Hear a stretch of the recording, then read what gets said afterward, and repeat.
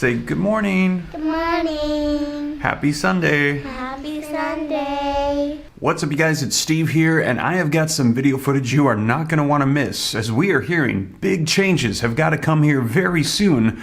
Otherwise, the American people are going to continue to hurt with this economy, and it's going to be curtains for the Democrats in these upcoming midterm elections. And we're hearing it could be curtains for President Joe Biden here very soon, as well, as they're already on both parties getting ready to replace him. I'm going to get you caught up on the latest. This is your breaking news stimulus check update and stimulus package update. Now, like I said, I've got video footage from the Republican and Democratic perspective on this you're not going to want to miss.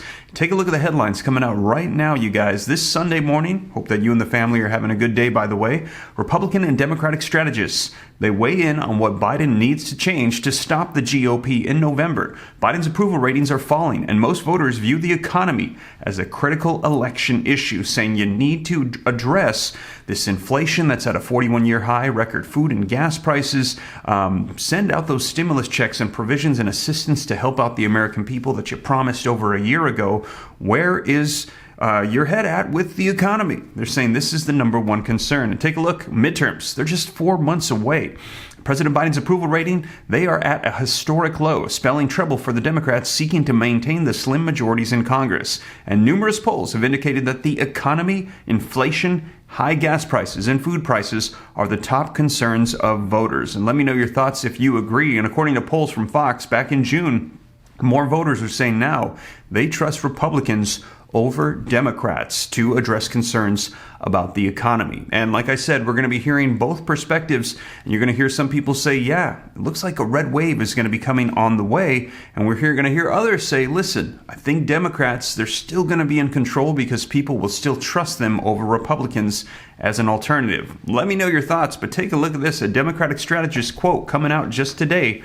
I don't want to sound overly pessimistic, but I'm not holding out hope that Biden's approval rating can improve all that much. Gas prices have started to drop, but inflation remains high, and survey after survey shows that the American people, they are principally concerned with our current economic situation, which is still not good. And they're saying a red wave could be coming in these midterm elections, and Democrats will lose control of Congress. Now, in addition to that, they're looking to replace Biden as well. Both sides. Take a look at this, you guys, just coming out yesterday. If not Trump versus Biden in 2024, then who? Here are politicians showing signs that they could be in the mix. Jockeying over the 2024 presidential election has begun even before the 2022 midterms are done and dust. They're not even waiting for the midterm elections to get done. California Governor Gavin Newsom is picking fights with Florida Governor Ron DeSantis. DeSantis and Virginia Governor Glenn Youngkin are meeting with donors right now, and more than a dozen politicians have flocked to the first primary state of New Hampshire. So they're not holding back, they're ready to go. And they asked Senator Ted Cruz of Texas if he was going to be running again, and he said, time will tell. Not saying yes or no, but man, they are lining up, because right now I think everybody is seeing that things are not going well for President Joe Biden, and the American people are suffering as a result. People are lining up to get in, take control, and try to get things back on track. Now, let's dive into the video footage, but before we do me a quick favor. If you appreciate the update, don't forget, smash the like button for me. Helps out the channel a ton. Thank you so much. Also, if you want to stay up to date, it's free. Come join the Ram fam. Why not? All you got to do, hit the subscribe button, turn on the notification bell to stay up to date. I'll let you know everything as it rolls out. I cite all my sources, put them on the screen, read right from the articles so you see it and know it's the latest. Also, if you want to know what's happening in the real estate market or see some of my informative short videos on growing wealth and personal finance, consider joining my second channel, Steve Ram Finance. I'll pin a comment down below if you're interested. Click the link, go subscribe, turn on notifications. I hope that channel is a blessing to you. Also, I want to make sure that you don't miss out on anything, so we're working on a comprehensive list.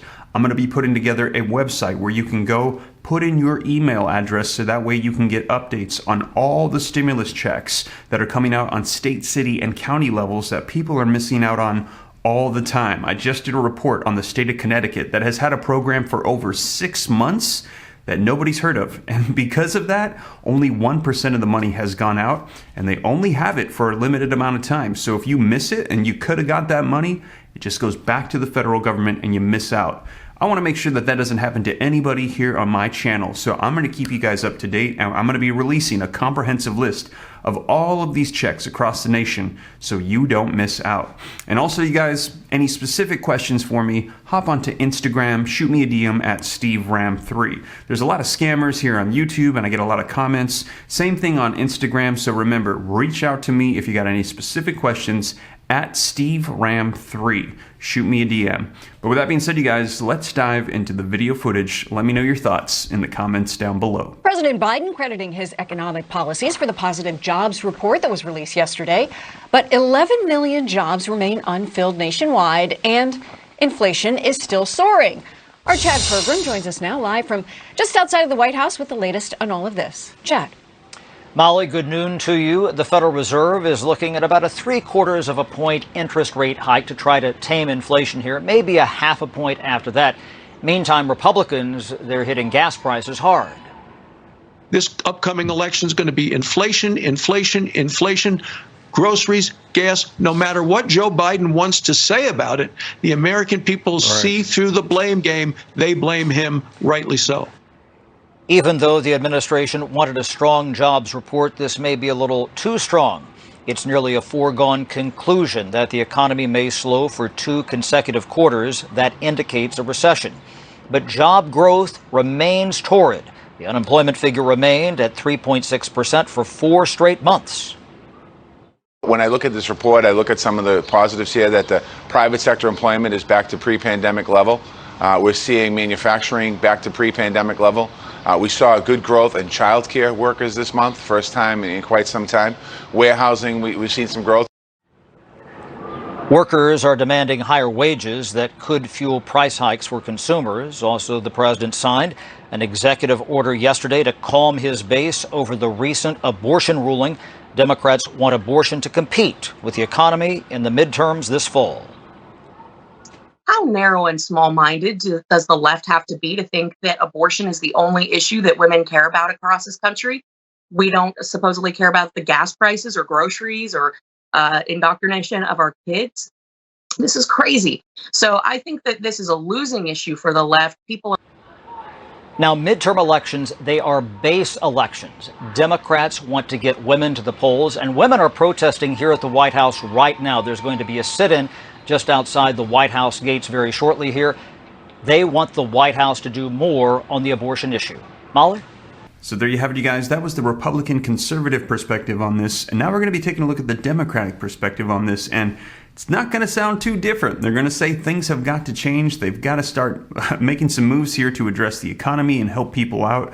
But you are going to hear one of them say that they think Democrats might still be in control. That just because things aren't showing up the way they like, that Democrats in the country, they're still not going to switch over and vote Republican in that person's perspective. Now, let me know if you agree or not, but take a look at the video footage. All right, welcome back to the Cross Connection, everybody. There's a lot of frustration in the country right now. I know you know, because just when you're outraged about the latest killing of yet another unarmed black man, and in disbelief that the Senate will not pass the George Floyd Justice and Policing Act, the very intentional massive assault on voting rights amps up.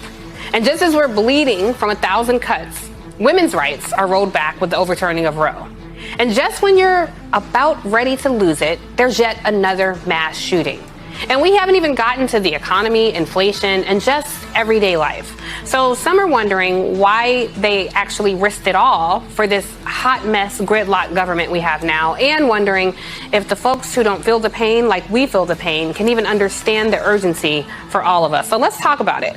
Joining me now, Fernand Amandi, he's a Democratic pollster and MSNBC political analyst. Back with me, Brittany Packnett-Cunningham, MSNBC contributor and host of the Undistracted podcast. I just did that podcast. And Lynn Nguyen, she's the executive director for Run AAPI. All right, Fernand, I'm going to kick it off with you because there is a lot of frustration among people right now. And I'm just curious what you say to people who feel like the system and this government just doesn't work anymore for them. And when they feel despondent, like nothing matters, which I completely understand. This is not judgment. We want people to vote and participate. But after people have done that and they're feeling the frustration and they're not seeing a lot of tangible change right now, what's the message to them? Well, Tiffany, first off, I think people need to understand, just because you may be dissatisfied with your own political party does not mean that you are going to necessarily go to the other side or the other party. And I think that's something that a lot of folks are concerned about right now. Can I be critical of the Democratic actions or lack thereof in certain areas? And does that enable the Republican side? And I think the answer to that is no. In fact, that's called being an American. It's good when your constituents hold you accountable. Think of it in these terms. It's almost like when you order a pizza. Yeah, the neighborhood pizza joint, they may not get it there within 30 minutes like they promise. It may even be missing a topping or two, but it'll eventually get there. It'll taste good. The Republican Party, meanwhile, wants to throw you in jail for exercising your right to put pizza in your body. So this is what is at stake. And yes, the Democrats need to probably rise to the occasion a little bit more so, but there is no alternative right now because the Republican Party project today is a fascist authoritarian project that wants to take away our rights and end our democracy. Yeah, and I think that's the important thing here, Lynn, because I hear a lot of people's frustration, and I really wanted to be intentional. This is not about just crapping on the Democratic Party. I'm not a mouthpiece for the party by any means, but it's not about, you know, just crapping on them, but saying to people how we can bring that fight and how we can keep up the momentum, because we really are. There are a lot of people who are being bled by 1,000 cuts right now who are frustrated. I want you to take a listen. President Biden spoke on it earlier this week, and his message to the American people was very simple. Vote. Take a listen. Right. The challenge from the court to the American women and men, this is a nation. The challenge is go out and vote. Well, for God's sake, there's an election in November. Vote, vote, vote, vote. Consider the challenge accepted, court.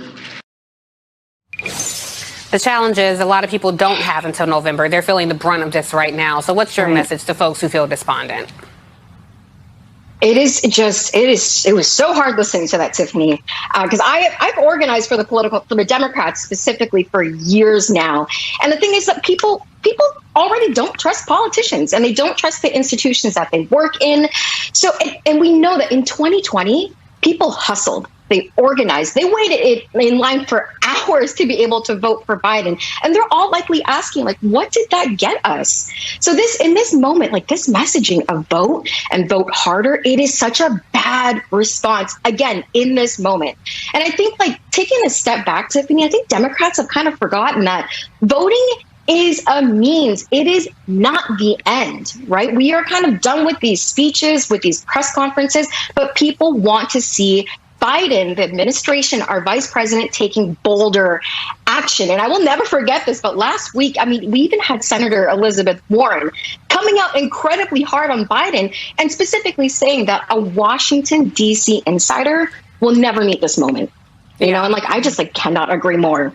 So there you have it, you guys. Let me know your thoughts in the comments down below. Now, as we get closer to these midterm elections, I've been letting you know, warning you, things are going to ramp up. We're going to be seeing more bills, more executive orders, more things for stimulus. It is very possible that in this midterm election, with the way that the economy is, that we could see stimulus provisions, bills, and even some of them turning into law, getting pushed through here at the very last minute. Now, we will see. I will keep you up to date. And as I let you know, right now, they're also working on a reconciliation bill for a revised Build Back Better bill. All of this is taking place and is likely all going to get done right before the elections. Now, we will see whatever unfolds. I'll keep you up to date so you don't miss out on anything here on the channel.